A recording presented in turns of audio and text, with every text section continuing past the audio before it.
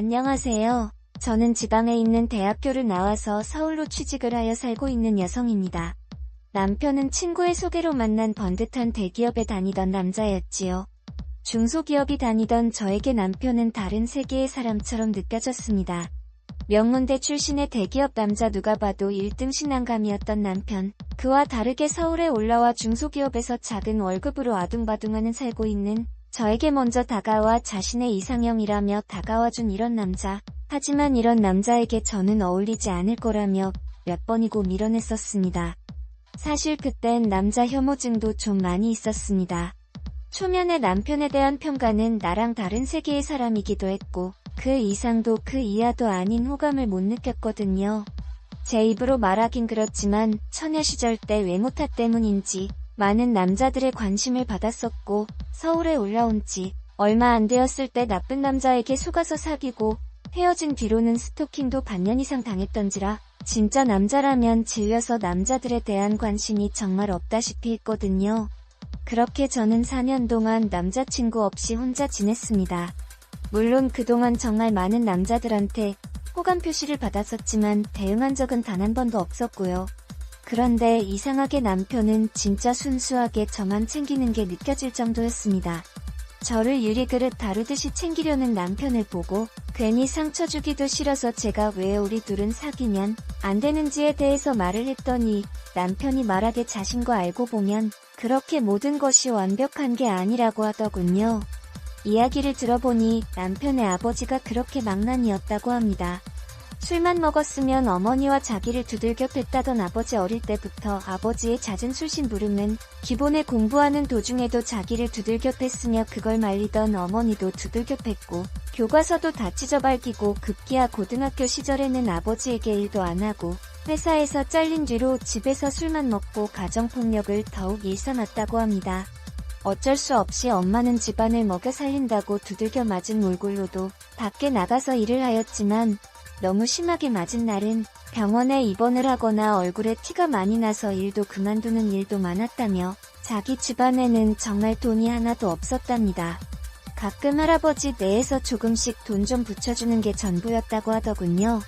자기는 정말 미래를 그냥 인생이 끝나는가 싶었지만 남편이 고등학생이 되고도 아버지 폭력이 멈추지 않자 더 이상 못 참아서 아버지를 개패듯이 두들겨 팬 이후로는 두 번 다시 아버지가 주먹을 휘두르지 않았다고 하더군요. 그 이후로 가정폭력은 사라졌지만 여전히 집구석에서 돈도 안 벌고 술만 찾은 아버지가 있답니다. 그래도 아버지를 두들겨 팬 게 효과적이었는지 어머니도 나가서 일을 더 오래 다닐 수 있게 되었고 자신도 그런 어머니를 위해 학원과 공부에 집중을 해서 더욱 도끼를 품고 공부만 하였고 노력의 결실로 결국 가고 싶었던 꿈에 그리던 명문대에 진학할 수 있었다고 합니다. 너무 행복했지만 그 행복도 잠시였고 또 다른 시간의 시작이 왔었다고. 명문대에 들어갔긴 했지만 사립이다 보니 엄청난 학비를 감당하기 위해서는 장학금을 꼭 받아서야 했기에 더 이악 물고 도끼를 품으면서 공부를 이어나갔고 아르바이트까지 병행하면 졸업했다던 남편. 그런 남편 이야기를 들으니 한순간 사람이 달라 보이고 존경스럽다더군요.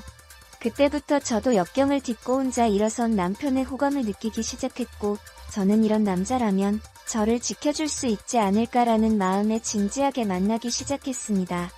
연애하는 동안 남편은 정말 제가 생각해도 완벽한 남자 그 자체였습니다. 제가 가끔 화를 내면 다 받아주고 모자란 저를 이끌어주던 남자, 그런 남자에게 빠져 결혼하고 싶어졌고 급기야 집에 소개를 하게 되었습니다. 하지만 남편의 이야기를 다 들으신 부모님께서는 그렇게 썩 밝은 표정은 않으셨습니다. 피는 못 속인다는 말과 가정환경의 중요성에 대해서 말씀하시더군요. 그래서 저는 부모님께 따지듯이 말했습니다. 그럼 가정환경이 나쁜 사람은 평생 나쁜 사람으로만 살아야 되냐고, 기회를 그럼 영원히 없는 거냐고 따졌지만 부모님이 꼭 그런 건 아니지만 이왕 딸 가진 부모 입장에서 딸이 더 좋은 남자 만나니 원하는 것 어떤 부모라도 같은 심정일 거라고, 오로지 널 위해서 하는 말이라고 정. 너가 그런 모든 걸 다 감싸 안을 수 있다고 한다면 결혼을 허락하겠다고 하시더군요. 그리고 시부모님을 뵈러 갔을 때 그 중요한 날에도 시아버지는 술에 취해 있더군요. 얼마나 술을 드셨는지 덥석 제 손을 잡고는 어루만지면서 자기 아들 어디가 그렇게 좋아하냐며 끌어안기까지 하더니 머리를 쓰다듬는 걸 남편이 다급히 말리면서 해프닝이 끝났습니다. 그땐 정말 얼마나 놀랐었는지 남편이 정말 미안하다고 결혼하면 그래도 우린 따로 나가서 살 거니까 괜찮을 거라고 하더군요. 그렇게 우여곡절을 끝에 결혼을 하게 되었고 평범하게 신혼부부의 생활을 이어갈 무렵 시어머니가 갑자기 심장마비로 쓰러졌습니다. 장애가 남을 수 있다고 하였고 재활 케어가 정말 중요하다는 말에 남편이 어느 날 퇴근하고서 제 앞에서 무릎 꿇고는 빌더군요. 내가 지금 현실적으로 돈이 아직 많이 없어서 재활원에 보내드릴 순 없고 돌봐줄 사람이라고 자기밖에 없는데 그렇게 되면 어머니를 집안이 모시게 되어야 하고 아버지도 울 것 같은데 저한테 너무 미안하다고 정말 이런 의도가 없었다며 비참하게 저한테 사정을 하더군요. 저도 정말 싫었지만 아무리 생각해봐도 저희 형편의 시어머니에게 그 비싼 치료비를 다 지급해드릴 수도 없고 저희가 돌보는 수밖에 없을 것 같더라고요. 그렇게 시부모를 어쩔 수 없이 모시게 되었습니다. 지금 생각해보면 그때 제 불길한 마음을 믿고 어떻게는 했어야 되지 않았나 수백 번이고 후회하고 있습니다. 그렇게 시아버지와 시어머니가 오시고 나서는 저는 일도 그만두고 시어머니 병수발을 하였고 시아버지는 방 안에서 술을 드시며 횡설수설을 하시더군요. 가끔씩 절 보는 눈빛이 너무나도 소름 끼쳐서 무서웠습니다. 남편은 퇴근을 하면 최대한 빠르게 집에 와서는 저한테 미안한지 계속 눈치를 보며 시어머니를 챙기고 저보고 항상 쉬라며 했지만 사실상 저희 부부의 신혼생활은 끝이 났었습니다. 그리고 부부관계도 짓궂고 상할 수조차 없었고요. 한 번은 시도한 적이 있었는데 시아버지에게 문틈으로 훔쳐보는 걸 제가 발견하고 놀라서 소리친 이후론 저도 겁이 나서 두 번 다신 그런 적이 없었습니다. 그 이후로도 시아버지는 저에게 몰래 다가와 뒤에서 끌어안으며 몸매가 너무 좋다는 등 아들놈은 이런 걸 마음대로 할 수 있다며 부럽다라는 등의 이야기를 하더군요. 그때마다 성질을 내며 남편에게도 말을 했지만 남편이 시아버지에게 아무리 화를 내도 고쳐지지 않았습니다. 오히려 은근슬쩍 실수인 척 제 몸을 만지는 행위가 늘어났습니다. 그리고 몇 달이 지나고 저는 시아버지한테 강제로 당했습니다. 하루는 시어머니를 돌보다 지쳐서 잠이 든 저를 상상하기도 싫은 끔찍한 짓을 당하였고 시아버지는 남편에게 말하면 모두 끝장내버릴 거라며 협박을 하더군요.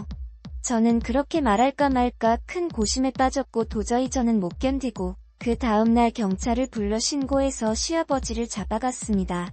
시아버지는 경찰서에서 강제로 한 게 아니라 제가 유혹을 그랬다고 항상 집에서 옷을 흘러내리며 며느리에게 유혹해서 그런 거라며 고래고래 소리를 지르며 당당하게 말하는데 진짜 너무너무 쪽팔리고 죽고 싶었습니다. 근데 저를 위로해 줄 알았던 남편은 집에 와서 저한테 충격적인 말을 하더군요. 이런 일이 생겼으면 자기한테 먼저 말을 했어야지. 왜 경찰 먼저 불렸냐며 저를 탓하더군요. 저는 순간적으로 멍해져서 제가 잘 못 들은 줄 알았습니다. 그리고 남편의 눈길에서 읽은 느낌은 그동안 제가 알고 믿고 지냈던 남편이 아니었습니다. 뭔가 제가 부정을 저지른 듯한 저를 탓한 놈 눈빛의 남편. 저는 그 눈길에 진짜 그 인간 쓰레기 시아버지 말처럼 제가 시아버지를 유혹한 천하에 둘도 없는 더러운 며느리가 된 것 같은 기분을 느꼈습니다. 그 이후로 공황장애가 왔고 남편의 얼굴에 보기만 해도 토가 나오는 지경까지 이르렀습니다. 남편은 쌀쌀맞은 말투로 대체 왜 그러냐며 했습니다. 정신과에서는 제가 후유증으로 이렇게 된 거라고 하더군요. 거의 한 달이 지나서도 몸 상태가 좋아지지 않자 남편은 저에게 혹시 임신한 건 아니냐며 테스트라는 해보라는 말에 제가 진짜 그때 정신이 반쯤 나가서 집안 물건이고 뭐고 다 집어던지며 남편에게 소리를 질렀습니다.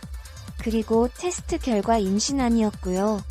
남편은 제가 힘들어 보이니 그냥 친정집이라도 내려가 있으라는 말에 바로 짐을 싸서 친정으로 내려갔고 문자로 이혼하자고 보냈습니다. 그제서야 남편은 아픈 어머니 때문에 갈 수가 없는데 대체 저까지 왜 그러냐며 문자 보내는 걸 다 싶더군요. 그렇게 한 달쯤 지나서 남편이 저를 찾아와 이제 집으로 돌아오라며 말했지만 저는 한 달 만에 본 남편을 보고도 제 공황장애는 더욱 심해져 있었고 두려움에 떨다 결국 토까지 하게 되자 친정 부모님이 남편 보고 일단 돌아가라고 시켰습니다. 전 시간이 좀 흘러 몸이 좀 진정이 되자 남편에게 전화에 대해서 말했습니다. 당신이랑은 이제 절대로 같이 살 수 없을 것 같다고. 나는 당신 아버지에게 피해자였는데 누구보다 날 보호해야 되는 당신 날 더러운 여자로 취급했고, 당신의 눈빛 속에 있는 난 이미 시아버지를 유혹한 여자였다고. 이제 당신 얼굴만 봐도 트라우마가 생기고 죽을 것 같으니까 그냥 우리 이혼하자고 했더니 절대 못한다며 우리 집 앞까지 찾아와 무릎을 꿇고 나오라며 소리를 지르길래 경찰에 불러서 쫓아냈네요.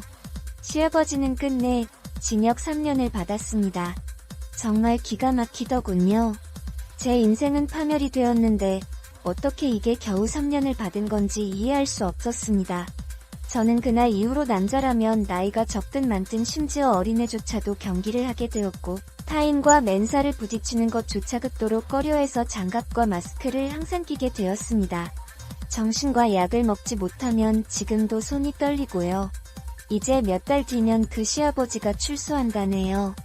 너무 억울해서 살기 너무 힘들어요.